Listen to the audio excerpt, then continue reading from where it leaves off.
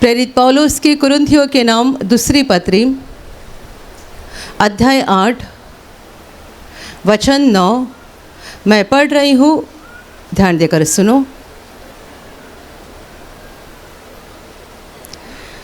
तुम हमारे प्रभु यीशु मसीह का अनुग्रह जानते हो कि वह धनी होकर भी तुम्हारे लिए कंगाल बन गया, ताकि उसके कंगाल हो जाने से तुम धनी हो जाओ। Hallelujah, hallelujah, hallelujah, hallelujah, hallelujah.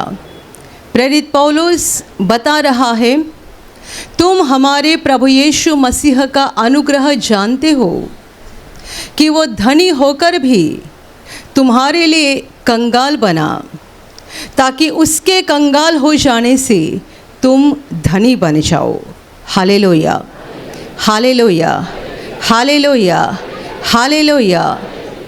इस पूरे अध्याय में पौलुस परमेश्वर के लोगों को दान देने के बारे में सिखा रहा है। परमेश्वर के लोगों का हृदय कैसा होना चाहिए, उनका दिल कैसा होना चाहिए, उनके अंदर ज़रा भी स्वार्थ नहीं होना चाहिए, वे देने वाले बनने चाहिए। और इसी बात को वो समझा रहा है और समझाते हुए उनके सामने एक व्यक्ति को रख रहा है जो हम सबके लिए सबसे बड़ा आदर्श है, सबसे बड़ा उदाहरण है कि उतना बड़ा आदर्श और कोई नहीं हो सकता। इस विषय को समझाते हुए पौलुस बता रहा है, तुम हमारे प्रभु यीशु मसीह का अनुग्रह जानते हो कि वो धनी होकर भी तुम्हारे लिए कंगाल बना। उसके जैसा धनी, उसके जैसा अमीर, उसके जैसा महिमा और गौरव से भरा हुआ व्यक्ति पूरे ब्रह्मांड में और कौन हो सकता है।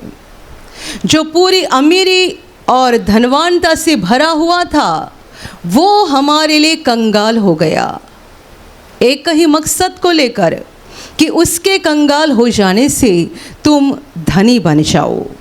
उसके गरीबी के द्वारा, उसके कंगालता के द्वारा हम जो गरीब है, हम जो कंगाल है, हम धनी बन जाए।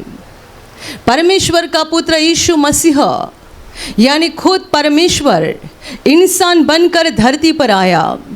स्वर्ग की महिमा को उसने त्याग दिया, स्वर्ग के सारे वैभव को उसने छोड़ दिया और इस दुनिया की गंदगी में आ गया। दुनिया की गंदगी, मेरे प्यारे भाइयों और बहनों, परमेश्वर इतना पवित्र होकर भी ऐसे गंदगी में प्रवेश करना उसके लिए कितनी कठिन बात होगी, ज़रा सोचिए। आप जब भी अपना घर बदलते हैं और कहीं नई जगह रहने के लिए जाते हैं, तब कभी कभी आसपास के लोगों को देखकर आपको बुरा लगता है और ऐसा लगता है कि यहाँ रहने का मन नहीं हो रहा है। यहाँ आसपास के लोग साफ सुथरे नहीं है, यहाँ आसपास का माहौल साफ सुथरा नहीं है। तो अपनी एक जगह छोड़कर हम दूसरी जगह जाते हैं, तब वहाँ हम एडजस्ट नहीं कर पाते हैं, वहाँ की गंदगी को हम बर्दाश्त नहीं कर सकते हैं। हम कहीं सफ़र करते हैं, हमारे आसपास कोई ऐसे लोग बैठे हुए या खड़े हुए हमारे नज़र में आते हैं जो बहुत गंदे दिख रहे हैं, उनके शरीर से बदबू आ रही है, कपड़ा बहुत ख़राब है या शरीर के ऊपर कुछ न कुछ जख्म हो गई है, हमें अच्छा नहीं लगता है, घिन आती है। ऐसे लोगों से दूर होने का मन होता है। हम जो खुद पापी है, हम सब पापी है, हमारे अंदर गंदगी भरी हुई है, तो भी हम बाहर की गंदगी को बर्दाश्त नहीं कर सकते हैं। कोई आपसे बातें कर रहा है और यदि उसके मुंह से बदबू निकली, आप तुरंत अपना मुंह मोड़ लेते हैं।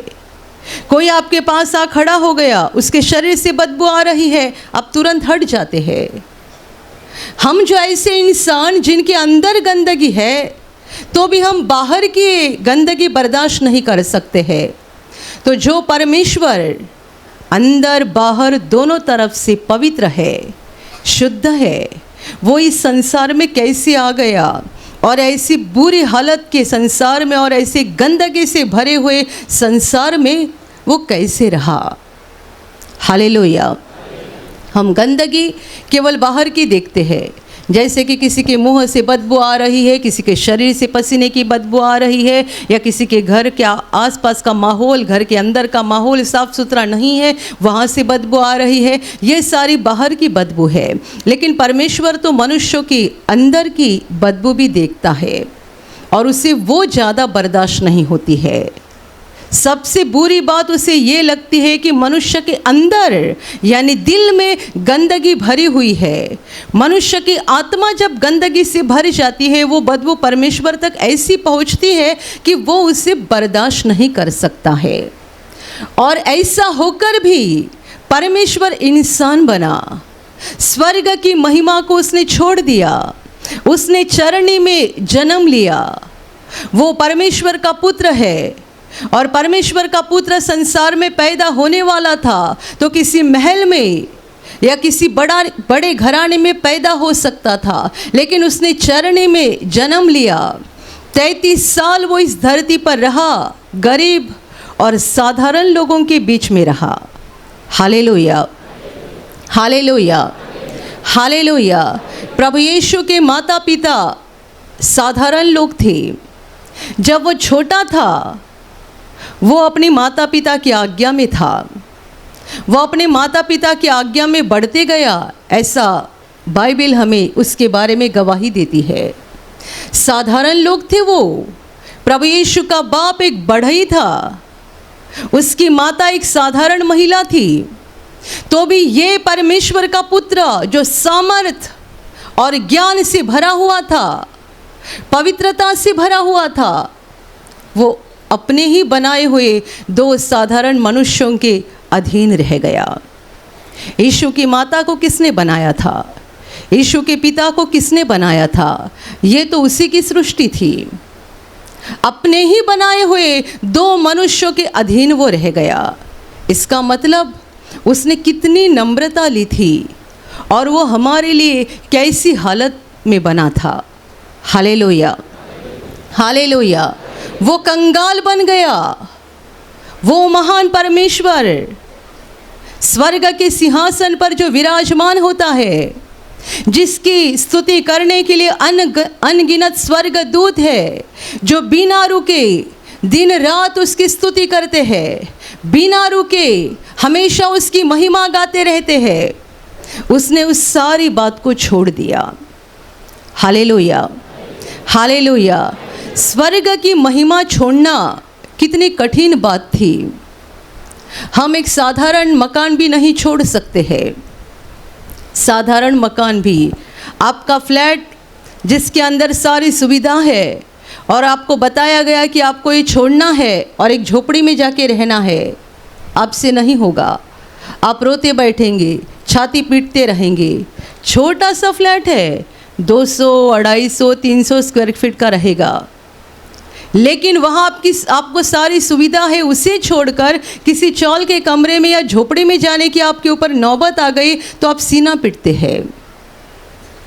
परमेश्वर जो महिमा से भरा हुआ था, वैभव से भरा हुआ था, स्वर्ग में अनगिनत स्वर्गदूत दिन रात उसकी सेवा करते हैं, दिन रात उसकी प्रशंसा करते हैं, उसकी आराधना करते हैं, उसकी उपासना करते हैं। वो महान परमेश्वर वो सारी महिमा को त्याग कर इंसान बना, गरीब बना, कंगाल बना और दुनिया के गंदगी में उसने प्रवेश किया, एक ही मकसद को लेकर, आपको और मुझे बचाने के लिए। Hallelujah, hallelujah, hallelujah, hallelujah. प्रभु यीशु धरती पर पैदा हुआ, तब से लेकर वो क्रूस पर मरा, तब तक उसका धरती का जीवन देखा जाए तो बहुत अपमान और क्लेश और दर्द से भरा हुआ था। प्रभु यीशु की माता मरियम जब भी गर्भवती थी और बच्चा जन्म देने का समय आ गया, वचन कहता है उसे सराय में जगह नहीं थी। दुनिया का मालिक दुनिया में आ गया और उसे जन्म लेने के लिए सराय में भी जगह नहीं मिली। ये एक वचन न्याय के दिन कितना कठिन जाएगा। दुनिया का मालिक दुनिया में आ गया लेकिन उसे जन्म लेने के लिए कहीं जगह नहीं मिली। और फिर एक चरनी में मरियम ने अपने पहलौटे पुत्र को, प्रथम पुत्र को यानी यीशु को जन्म दिया। ये पहला पुत्र यानी संसार का मालिक चरनी में पैदा हो गया। ये उसका पहला अपमान था और तब से लेकर शुरुआत हो गई। उसने अपनी ज़िंदगी में बड़े बड़े काम किए, यहाँ तक कि जब वो 12 साल की उम्र का था, सिर्फ 12 साल की उम्र का, वो मंदिर में ऐसे ज्ञान बोलता था कि मंदिर के अधिकारी और धर्म पंडित बड़े आश्चर्य के साथ उसकी सुन रहे थे। ये कहाँ का लड़का है? कौन लड़का है? इसकी उम्र ही क्या है? और ये कहाँ की बातें बोल रहा है? यरूशलेम के धर्म पंडित, यरूशलेम के अधिकारी जिनके पास मूसा की व्यवस्था थी, जिन्हें यहोवा परमेश्वर की जानकारी थी, उसके मार्ग की जानकारी थी, उन्हीं के सामने 12 साल का लड़का बैठकर यहोवा के मार्ग बता रहा था, यहोवा की इच्छा को बता रहा था, परमेश्वर के रास्तों को बता रहा था। और धर्म पंडित अचंभित हो रहे थे कि 12 साल के लड़के के पास ये ज्ञान कहाँ से आ गया। लेकिन मनुष्य के अंदर ये बुरी बात है कि वो कभी भी सच्चाई ढूंढने के लिए गहराई में नहीं जाता है। जहाँ कहीं अपना स्वार्थ है उसे हासिल करने के लिए किसी भी हद तक जाते हैं, लेकिन सच्चाई को खोजने के लिए और सच्चाई को पाने के लिए ढूंढते नहीं है, खोजते नहीं है, गहराई में जाते नहीं है। उन्हें इस बात में कोई दिलचस्पी नहीं लगी होगी कि ये बच्चे का घराना क्या है, ये किसका लड़का है, कौन है इसके माँ बाप, इसको किसने पढ़ाया, किसने सिखाया। ये सारी बातों को गहराई से जाकर हम जान ले, ये उन्होंने सोचा तक नहीं। Hallelujah, hallelujah, hallelujah, hallelujah. इसके विपरीत जब ये 12 साल का लड़का ज्ञान को प्रकट कर रहा था, इन्हें अंदर से डर लग रहा था, हमारी कुर्सी को खतरा है। ये अभी 12 साल का लड़का यदि ऐसा ज्ञान बोल रहा है तो 20 साल का हो जाएगा, 25 साल का हो जाएगा, 30 साल का हो जाएगा, तब ये कैसा बनेगा? हमारी कुर्सी को खतरा है। इन्होंने गहराई में जाना नहीं चाहा और सच्चाई को खोजना और ढूंढना नहीं चाहा। प्रभु यीशु का दुनिया ने अस्वीकार किया, ग्रहण नहीं किया। बाइबल कहती है वो अपनों के पास आ गया लेकिन अपनों ने भी उसे ग्रहण नहीं किया। ये अपने कौन है? इज़राइली लोग, यहूदी लोग जो परमेश्वर के पहले से ही चुने हुए और लाडले लोग थे। परमेश्वर अपनों के पास आया और अपनों ने भी उसे ग्रहण नहीं किया। उसका अपमान होते गया, उसको सताया गया। सप्ताह के दिन जब वो आराधनालय में किसी को चंगा करता था तो उस पर गुस्सा किया जाता था। दूसरों को चंगा करने का, दूसरों को छुटकारा देने का नतीजा ये होता था कि उसका अपमान किया जाता था। आज सप्ताह का दिन है, विश्राम का दिन है, जिसमें काम करना चाहिए ऐसे 6 दिन है, उस 6 दिन में काम करो, सप्ताह के दिन काम नहीं करना है। किसी के पास ये ताकत नहीं थी कि कुबड़ी औरत को सीधा कर सके। किसी के पास ये ताकत नहीं थी कि जिसका हाथ सूखा हुआ था वो हाथ ठीक करे। किसी के पास ये ताकत नहीं थी कि अंधे की आंखें खोले, गूंगे को बोलने की शक्ति दे, दुष्ट आत्माओं को निकाले। किसी के पास नहीं थी। प्रभु अपने ज्ञान को भी प्रकट कर रहा था, सामर्थ को भी प्रकट कर रहा था, लेकिन दर दर उसे ठोकर खानी पड़ी। जहाँ जहाँ वो गया उसका अपमान हो गया। Hallelujah, hallelujah, hallelujah. लोग उस पर विश्वास ज़रूर करते थे लेकिन अधिकारी और धर्म पुडारी उसको ठुकराते थे, अपमान करते थे। और जो लोग उसके पीछे हो लेते थे उनको भी ये धर्म पुडारी बाद में बहलाने की बहुत सारी कोशिश करते थे। तो उनमें से भी कई लोग उल्टे फिर जाते थे और प्रभु से नफरत करना शुरू कर देते थे। मेरे प्यारे भाइयों और बहनों, प्रभु का पूरा जीवन ऐसा ही रहा। उसने भले काम किए, बदले में उसको अपमान मिला। उसने लोगों को अच्छा किया, बदले में उसका इनकार किया गया। उसने लोगों में से दुष्टात्माएं निकाले, बदले में उसका अस्वीकार किया गया। प्रभु का पूरा जीवन ऐसा ही रहा। गांव गांव, नगर नगर वो जाता रहा, परमेश्वर के राज्य की घोषणा करते रहा, सुसमाचार और परमेश्वर के राज्य की बातें बताता रहा और इसी के साथ लोगों को चंगा करते रहा। अपने प्रेम और सामर्थ्य दोनों को प्रकट करते हुए लोगों को बंधन से मुक्त करते रहा। लेकिन दुनिया ने उसके साथ क्या किया? दुनिया ने उसको ठुकराया, उसे ग्रहण नहीं किया, उसका अस्वीकार किया और सबसे अंत में नतीजा ये हो गया कि उसको पकड़ा गया और सबसे भयानक जो सज़ा थी, जिसे अपमानकारक सज़ा मानी जाती थी, वो है क्रूस पर मारा जाना। लकड़ी पर लटका कर मारना ये उस समय की बहुत अपमानकारक सज़ा समझी जाती थी, वही प्रभु को दी गई। गुरुवार शाम उसको पकड़ा गया, तब से लेकर उसको बहुत सताया गया, बहुत ताड़ना दी गई, उसके ऊपर थूका गया। दुनिया का मालिक जिसने अंधों की आंखें खोली, गूंगे को बोलने की शक्ति दी, मरे हुए को जिंदा किया, उसके मुंह पर थूका गया। उसने सारी बात को बर्दाश्त किया, उसको कोड़े की मार खानी पड़ी, उसका पूरा शरीर छलनी हो गया, शरीर से खून निकल रहा था, वो दर्द में तड़प रहा था और ऐसी हालत में उसके सर के ऊपर कांटों का ताज रखा गया। ये कांटे सर के अंदर गए तब प्रभु ने कितना दर्द उठाया।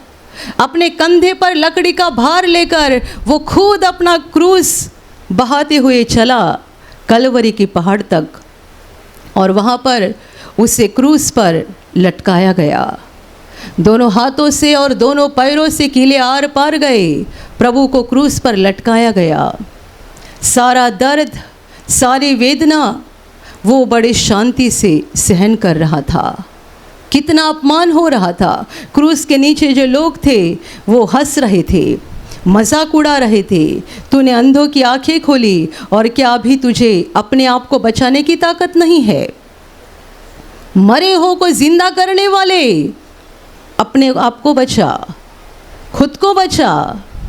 उसका और भी बड़ा अपमान था कि प्रभु के दाहिनी और बाएं और दो व्यक्तियों को क्रूस पर लटकाया था। उनको सजा हुई थी क्योंकि वो दोनों चोर थे और प्रभु को बीच में लटकाया था, दो चोरों के बीच में। कितना बड़ा अपमान।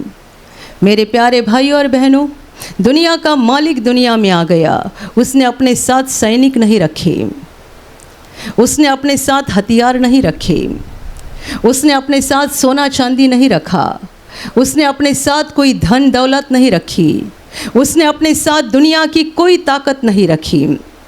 वो पूरी रीति से खाली हो चुका था, वो पूरी रीति से कंगाल हो चुका था, वो पूरी रीति से नम्र हो चुका था और अंत में हमारी मुक्ति के लिए उसने क्रूस पर जान दी।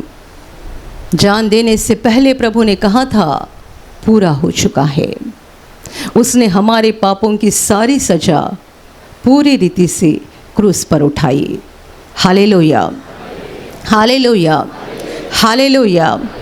प्रभु यीशु का उदाहरण, ये एकमात्र उदाहरण, ये एकमात्र आदर्श हमारे लिए काफ़ी है कि हम कैसे बने। हमारा प्रभु जो महिमा और गौरव से भरा हुआ था, वो विराट और महान परमेश्वर इंसान बनकर धरती पर आया और किस हद तक वो नम्र बना, किस हद तक उसने अपने आप को कंगाल बनाया। वो क्रूस पर ऐसा तड़प रहा था जैसे कि कोई दुर्बल इंसान है, कोई कमज़ोर मनुष्य है। ऐसे वो तड़प रहा था जैसे उसकी सहायता करने वाला कोई नहीं है, उसकी मदद करने वाला कोई नहीं है। गुरुवार रात जब उसको पकड़ने के लिए सिपाही आ गए, तब प्रभु का कहना ये था, क्या तुम्हें ऐसा लगता है कि मैं परमेश्वर पिता के पास नहीं मांग सकता हूँ और वो अब भी मुझे स्वर्गदूतों की सेना नहीं दे सकता है? क्या तुम्हें लगता है मैं दुर्बल हूँ? क्या तुम्हें लगता है मैं कमज़ोर हूँ? मैं कहूँगा तो आसमान से स्वर्गदूतों की सेना आ जाएगी मुझे बचाने के लिए।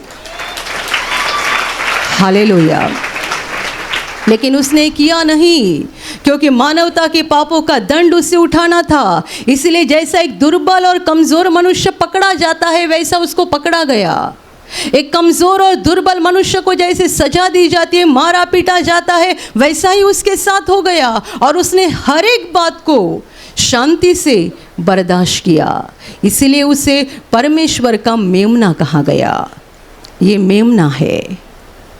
जब प्रभु दुख उठा रहा था वो मेमना था, और मरने के तीसरे दिन बाद वो शेर बन गया, क्योंकि मृत्यु के तीसरे दिन बाद वो जीवित हो गया। प्रभु यीशु को बाइबल में एक साथ दोनों उपमा दी गई है। एक ये पवित्र मेमना है और दूसरा ये यहूदा का शेर है। जब वो तड़प रहा था एक मेमना की तरह नजर आ रहा था, क्योंकि मेमने के ऐसे ही बलि चढ़ाए जाते हैं। दुर्बल कमज़ोर कुछ नहीं कर सकते, उनको काटा जाता है और उनका लहू परमेश्वर को चढ़ाया जाता था उनके बलियों में। प्रभु जब क्रूस पर तड़प रहा था वो एक मेमना नजर आ रहा था, दुर्बल कमज़ोर कुछ नहीं कर सकता है, और इसीलिए उससे मेमना कहा गया। Hallelujah, hallelujah. इसलिए हमने यहाँ पर वचन लिख के रखा है, जो बपतिस्मा करने वाले यूहन्ना ने यीशु की ओर देखकर कहा था, देखो ये परमेश्वर का मेमना है जो दुनिया के पापों को उठा ले जाता है। इसने हमारे पापों को उठाया, आपके मेरे और पूरे मानवता के पापों को उसने उठाया। जब वो क्रूस पर तड़प रहा था एक दुर्बल कमज़ोर मेमना नजर आ रहा था, लेकिन लोग नहीं जानते थे कि ये कौन है। वो क्रूस पर मरा, उसकी लाश को कब्र में रखा गया और तीसरे दिन वो जिंदा हो गया। उसने अपने जीवन में एक मेमने की भूमिका निभाई और यहूदा का सिंह भी बन गया। वो जिंदा हो गया और उसने कहा है, मैं मर गया था लेकिन देखो मैं युगानुयुग जीवित हूँ। आज आप यहाँ पर बैठे हो और मैं भी बड़ी यकीन के साथ घोषणा कर रही हूँ, क्योंकि आपको भी यकीन है और मुझे भी यकीन है, हमारा प्रभु जिंदा है। हमारा प्रभु जिंदा है। यदि वो जिंदा ना होता तो मुझे कोई उम्मीद नहीं थी, आपको कोई उम्मीद नहीं थी, आप इतने दूर दूर से यहाँ ना आते। यदि वो जिंदा नहीं है तो आप भी दूर दूर से यहाँ पे ना आते। आपने उसको देखा है, आपने उसको देखा है, उसका अनुभव किया है, आपने परमेश्वर के कामों को देखा है। इसका मतलब आपने परमेश्वर को देखा है, आपने उसका अनुभव किया है, और इसीलिए तो आप दूर दूर से यहाँ पर आते हो उसकी बातें सुनने के लिए और उसकी आराधना और उपासना करने के लिए। Hallelujah, hallelujah, hallelujah. मेरे प्यारे भाइयों और बहनों, वो परमेश्वर होकर भी हमारे लिए इंसान बना और पूरी रीति से कंगाल बना। उसने हर एक नम्रता को अपनाया हमें बचाने के लिए, छुड़ाने के लिए। उसके अंदर जरा भी स्वार्थ नहीं था, जरा भी स्वार्थ नहीं था। यदि हमारा प्रभु ऐसा है तो हमें कैसा बनना चाहिए। वो धनी होकर हमारे लिए कंगाल बन गया ताकि उसके कंगाल हो जाने से हम धनी बन जाए। आप में से जितने सारे लोग कहते हैं, मेरा जीवन पहले बहुत दुखी था, जीवन में कोई आशा नहीं थी, लगता था ये जीवन का कुछ मतलब ही नहीं है, लेकिन आज प्रभु के पास आने के बाद ये सारे विचार बदल गए और अभी लग रहा है ज़िंदगी बहुत अच्छी है, जीवन बहुत अच्छा है, क्योंकि इस पूरे ज़िंदगी में मैं अकेला नहीं हूँ, मैं अकेली नहीं हूँ, मेरा प्रभु मेरे साथ है। और इसी विश्वास को लेकर आप आगे चल रहे हैं, इसी विश्वास को लेकर आप अपने हर एक नए दिन को गुजार रहे हैं। इसका मतलब ये है प्रभु आपको धनी बना रहा है। यहाँ पर जो धनी बनना कहा गया है वो पैसे का नहीं। आप लोग हमेशा पैसे के बारे में मत सोचा करो। बहुत सारे लोगों का सोचना यही रहता है, अमीर कब बन जाओ। प्रभु यीशु आपको अमीर बनाना चाहता है, वो इसीलिए दुनिया में आया है। वो हमें धनवान बनाना चाहता है, इसलिए दुनिया में आया है। लेकिन पैसे की अमीरी नहीं, सोना चांदी की अमीरी नहीं, वो हमें आत्मिक रूप से धनवान बनाता है। आत्मिक रूप से। पहले आप निराश थे, अभी आपको आशा प्राप्त हो गई, इसका मतलब आप धनवान बन गए। पहले आप दुखी थे, अभी आपके दिल में खुशी आ गई, आप धनवान बन गए। पहले आप बहुत बेचैन रहते थे, नींद के लिए भी आपको दवा लेनी पड़ती थी, ऐसी आपकी हालत थी, अभी आप शांति से सो सकते हैं। आपके दिल में बड़ी शांति आ गई है, सारी चिंताएं दूर हो गई है। ऐसा नहीं कि 100% समस्याएं खत्म हो गई, समस्याएं तो ज़रूर होगी, पर ये पता चला है, यकीन हो गया है कि जीवन के सफ़र में मैं अकेला नहीं हूँ, मेरा परमेश्वर मेरे साथ है। और इस यकीन के कारण, इस भरोसे के कारण दिल में बड़ी शांति आ गई है। जीवन अच्छे से चल रहा है, आपके दिल में शांति आ गई है, इसका मतलब यीशु ने आपको धनवान बनाया है। Hallelujah, hallelujah, hallelujah, hallelujah, hallelujah. मेरे प्यारे भाइयों और बहनों, इस वचन के द्वारा पौलुस हमें समझाना चाहता है कि हमने हर प्रकार का स्वार्थ छोड़कर खुद का नहीं परंतु दूसरों का सोचना चाहिए। खुद का नहीं परंतु दूसरों का सोचना चाहिए, क्योंकि हमने जिस प्रभु पर विश्वास किया है उसने खुद का नहीं सोचा परंतु हमारा सोचा। क्या ऐसा लगता है कि मैं पिता के पास नहीं मांग सकता हूँ और मुझे स्वर्गदूतों की सेना नहीं मिल सकती है? मुझे मिल सकती है तो भी मैं नहीं मांग रहा हूँ। उसकी ताकत थी, उसका सामर्थ था, जब सिपाही पकड़ने के लिए आ गए तब वो स्वर्गदूतों की सेना बुला सकता था। सारा अधिकार था, सारा सामर्थ था, इस्तेमाल नहीं किया, कंगाल बन गया, दुर्बल बन गया, आपके लिए और मेरे लिए। यदि हमारा प्रभु ऐसा था, वो जानता था कि आगे उसके साथ क्या होने वाला है। ऐसा नहीं कि उसके ऊपर विपत्ति अचानक आ गई, संकट अचानक आ गया। वो मनुष्य नहीं था, मनुष्य बनकर आया था, लेकिन वो सारी बातें पहले से जानता था। हमारे जीवन में संकट अचानक आता है, हम कहते हैं मुझे मालूम ही नहीं था, ये अचानक हो गया, मुझे मालूम ही नहीं था कि ऐसा कुछ हो जाएगा। प्रभु ने कभी नहीं कहा कि मुझे मालूम नहीं था। प्रभु ने अपने मृत्यु के बारे में 3 बार बताया था, 1 बार नहीं, 2 बार नहीं, 3 बार। और उसका मृत्यु कैसा हो जाएगा ये भी बताया था, उसे कौन पकड़ेगा, कैसा छल किया जाएगा, कैसा मरेगा। और केवल मरने तक नहीं, मृत्यु के बाद का भी बता कर रखा था कि मृत्यु के बाद तीसरे दिन वो जिंदा होने वाला है। सारी बातें वो पहले से जानता था। वो जिंदा हो जाएगा, वो महिमा बात की बात थी, लेकिन उसे क्या दुख उठाना है वो भी वो जानता था। क्योंकि बाइबल में लिखा गया है, गुरुवार रात जब गतसमनी बगीचे में वो पिता के पास प्रार्थना कर रहा था, तब उसका ऐसा पसीना गिर रहा था जैसे कि लहू गिर रहा हो। जैसा खून टपकता है वैसा उसका पसीना टपक रहा था। इतना वो आत्मा में व्याकुल हो चुका था, क्योंकि वो सारे दर्द और पीड़ा को उठाने से पहले ही जान चुका था कि मुझे क्या क्या दुख उठाना है। Hallelujah, hallelujah, hallelujah. यदि उसकी जगह हम होते तो पहले ही वहाँ से भागते।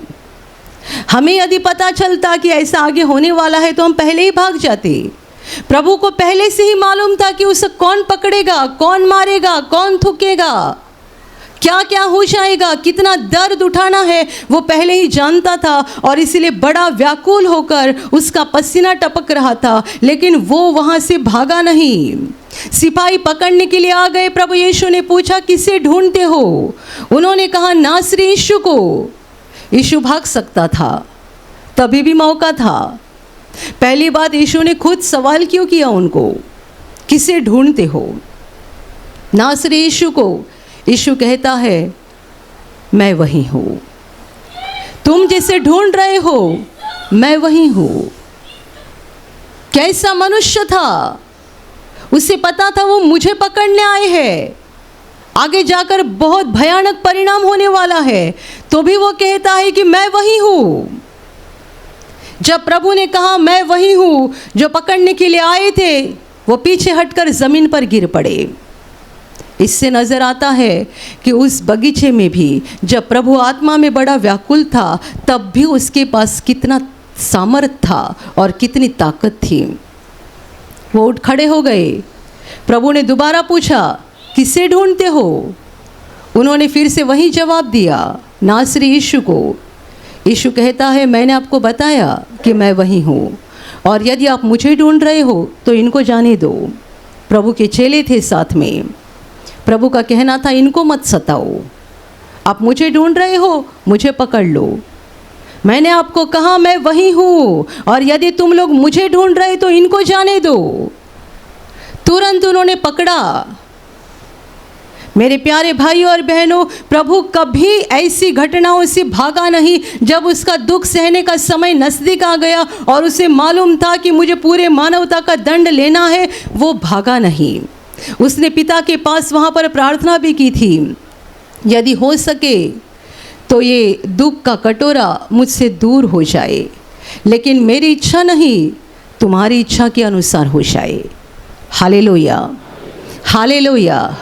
कैसा था हमारा प्रभु, हमारी मुक्ति के लिए, हमारी पाप क्षमा के लिए उसने सारे दर्द, पीड़ा और हमारे सारे पापों के दंड को सह लिया।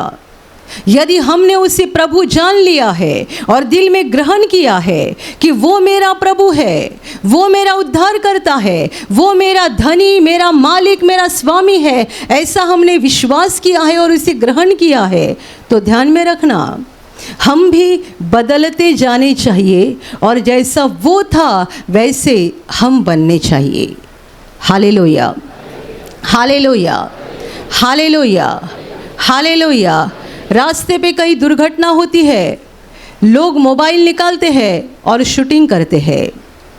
आपके दिल में इश्यू आ गया है तो आप ये नहीं कर सकते। लोग मोबाइल निकालते और शूटिंग करते हैं।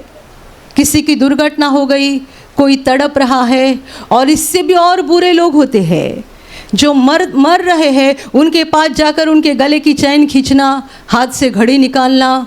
वो मर रहे हैं और ये जाकर उनकी चीज़ों को चुरा रहे हैं। दुनिया में स्वार्थ की परिसीमा हो गई है, लेकिन यदि हमने यीशु को जाना है, उसे ग्रहण किया है, उस पर विश्वास किया है, तो हम उसके समान नहीं हो सकते। कोई दुख और पीड़ा में है, आप उनको देख रहे हैं, उनकी सहायता करो। आपसे जितनी हो सकती है उतनी सहायता करो, और कोई सहायता नहीं हो सकती है तो एक सहायता आप ज़रूर कर सकते हैं, उनके लिए परमेश्वर के पास प्रार्थना करो। कहीं झगड़ा चल रहा है, लोग आके बड़ी मज़ा देखते हैं, कौन किसको कैसे पीट रहा है, कौन क्या कर रहा है, कोई मज़ा देखते हैं, कोई शूटिंग निकालते हैं। आपके दिल में इश्यू है तो आप ऐसे स्वार्थी लोग नहीं बन सकते। आप जाकर ये झगड़ा ख़त्म होने के लिए कोशिश करो, और यदि आपकी हिम्मत नहीं है तो दूसरी बात आप ज़रूर कर सकते हैं, झगड़े की दुष्ट आत्मा वहाँ से भाग जाए और वहाँ शांति आ जाए, इसलिए आप प्रार्थना करें। Hallelujah, hallelujah, hallelujah, hallelujah. कोई गरीब, कोई असहाय व्यक्ति को जब आप देखते हैं, दूसरे उनका मजाक उड़ाते हैं, आपको ये नहीं करना है, आपको उनकी सहायता करनी है। संसार में इतना स्वार्थ और इतनी बुराई बढ़ चुकी है, लोग कोई गूंगा है उसे गूंगा करके पुकारते हैं, कोई लंगड़ा है उसे लंगड़ा करके पुकारते हैं। कैसे दुष्ट लोग हैं। आपके आसपास कोई ऐसा लड़का या लड़की है जो बोलते नहीं है, मतलब जन्म से गूंगे हैं, आप उनको गूंगा कह के पुकारते हो? बाकी लोग पुकारते, गूंगा गूंगा, बहरा आ गया, बहरा बहरा, लंगड़ा हो गया, उसको लंगड़ा कहकर पुकारते हैं। लेकिन प्रभु के लोग ऐसे नहीं हो सकते। हमारा प्रभु जब आराधनालय में उपदेश कर रहा था, उसने ऐसी एक महिला को देखा जो 18 वर्ष से कुबड़ी थी और कभी सीधी खड़ी नहीं हो सकी। प्रभु को उसके ऊपर बड़ा तरस आ गया। प्रभु ने उसे पास बुलाया और उस पर हाथ रख कर कहा, हे नारी, तू अपनी बीमारी से मुक्त हो गई। और तुरंत वो सीधी खड़ी हो गई। प्रभु को तरस आ गया, तरस। क्या आपको तरस आता है? क्या मुझे तरस आता है? बीमार व्यक्ति, विकलांग व्यक्ति, कोई असहाय गरीब व्यक्ति, जब हम ऐसे लोगों को देखते हैं, क्या हमें तरस आता है? यदि तरस आता है तो हमें परमेश्वर का हृदय प्राप्त हो गया है। और यदि हम मजाक के साथ उनकी ओर देखते हैं या उनके ऊपर नज़रअंदाज करके निकल जाते हैं तो हमारा दिल पत्थर जैसा है। आप यीशु का नाम लेते हैं, यीशु के पास प्रार्थना करते हैं, तो ध्यान में रखना, वो धनी होकर हमारे लिए कंगाल बन गया, ताकि उसके कंगाल हो जाने से हम धनी बन जाए। यदि आप यीशु का नाम लेते हैं, यीशु के पास प्रार्थना करते हैं और आप कहते हैं, मैंने यीशु पर विश्वास किया है, मेरा उस पर भरोसा है, तो हमारा चाल चलन भी बदलते जाना चाहिए, हमारा दिल भी बदलते जाना चाहिए। हमें उसके समान बनना चाहिए। वो जैसा निस्वार्थी था, उसने खुद का भला नहीं देखा, मनुष्यों का भला देखा, दूसरों का भला देखा। जब प्रभु सप्ताह के दिन लोगों को चंगा कर रहा था, क्या उसे नहीं मालूम था कि आराधनालय के अधिकारी मुझ पर गुस्सा करेंगे, सब लोगों के सामने मेरा अपमान करेंगे? क्या उसे मालूम नहीं था? उसे मालूम था, तो भी उसे ठीक करना था। मेरा अपमान हो जाए लेकिन ये ठीक हो जाए, मुझे सताया जाए लेकिन ये शैतान के हाथ से बच जाए। Hallelujah, hallelujah, hallelujah. कभी कभी हम इतना अपना स्वार्थ देखते हैं कि दूसरों की मदद करना चाहते हैं तो भी दुनिया का सोचते हैं और मदद करते नहीं। कोई हंसेगा, कोई मजाक उड़ाएगा, कोई कुछ बोलेगा, इसलिए हम करते नहीं हैं। मेरे प्यारे भाइयों और बहनों, यीशु ने कहा है, मुझे प्रभु जी हे बोलने, ऐसा बोलने वाले सारे लोग स्वर्ग के राज्य में प्रवेश नहीं करेंगे, परंतु वही लोग करेंगे जो मेरे परमेश्वर पिता की इच्छा के अनुसार चलते हैं। केवल यीशु यीशु बोलकर या यीशु के नाम से प्रार्थना करना, यीशु पर मेरा विश्वास है ऐसा बोलना इतना काफ़ी नहीं है। ये बातें हमारी आत्मा को नहीं बचा सकती है, परंतु हमारा चाल चलन और बर्ताव भी उसके समान बनना चाहिए। प्रभु हमें पापों की क्षमा करता है, शैतान के बंधन से आज़ाद करता है, हमें स्वतंत्र करता है, मुक्त करता है, गुलामी से यानी शैतान के गुलामी से बाहर निकलता है, इसलिए कि हम बदलते जाए और जैसा वो है वैसा हम बन जाए। Hallelujah, hallelujah, hallelujah, hallelujah. पहले आप छोटी छोटी बीमारी को लेकर डरते थे, सालों साल आपका दवा इलाज चलता था, महीने की तनख्वाह में से 2-3 हज़ार रुपये आपका दवा के ऊपर ही जाता था। लेकिन अभी आपकी हालत ऐसी बन गई, प्रभु ने आपको चंगा किया और अभी आपको कोई बीमारी आती भी है, आप परमेश्वर के पास प्रार्थना करते हैं, वचन बोलते, ठीक हो जाते हैं। आपका पैसा नहीं खर्चा होता है। इसका मतलब क्या है? प्रभु ने आपको आत्मा में धनी बनाया। और यदि प्रभु ने आपको धनी बनाया तो ध्यान में रखना, आपकी बीमारी प्रभु ने उठाई है, आपका दर्द प्रभु ने उठाया है। वो जब क्रूस पर तड़प रहा था, उसने कहा, मुझे पानी चाहिए। किसी ने एक बूंद तक पानी नहीं दी। इसके विपरीत उसको सिरका दिया गया। कितना दर्द उठाया। इसीलिए हम वचन बोलते हैं, उसी के मार खाने से तुम चंगे हो गए। आज यहाँ बैठे हुए लोगों में से और यूट्यूब पर जो सुन रहे हैं, इतने सारे लोगों में से प्रभु ने कितने लोगों को चंगा किया है। हर एक ने अपने अंदर ये समझना है, मेरी बीमारी यीशु ने उठाई। बाइबल कहती है, जब वो लोगों को चंगा कर रहा था, बीमारियों को निकाल रहा था, तब यशायाह भविष्यवक्ता के द्वारा बताया गया वचन पूरा हो गया। कौन सा वचन था? सचमुच उसने हमारी बीमारियों को उठाया, उसने हमारी बीमारियों को उठाया। यीशु मसीह जादूगर नहीं है, वो जादू करके बीमारी को हटाता नहीं है। उसने बीमारी को कैसे हटाया? खुद पर उठाकर। उसने हमारी सारी बीमारी खुद पर उठाई और हमें शैतान की गुलामी से आज़ाद किया। आज आप कहते हो दवा के लिए मेरा कुछ खर्चा नहीं होता है, पहले कितना पैसा गया, अभी मैं भरोसा करता हूँ, भरोसे के साथ प्रार्थना करता हूँ, प्रभु सुनता है, मुझे चंगा करता है। इसका मतलब आप शैतान की गुलामी से बाहर आ गए। इसका मतलब प्रभु ने आपको छुड़ाया। इसका मतलब प्रभु ने आपको आत्मा में धनवान बनाया। आप कमज़ोर थे, जो पहले डरते थे। मैं हमेशा कहती हूँ कई लोग तो बहुत ज़्यादा कमज़ोर रहते हैं।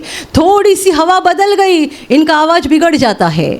पानी बदल गया, गला खराब हो जाता है। जगह बदल गई, इनको नींद नहीं लगती है। कैसे कमज़ोर लोग हैं, कैसे कमज़ोर लोग हैं। आप में भी कई भाई बहन होंगे, घर से आते समय पानी लेकर आते हैं।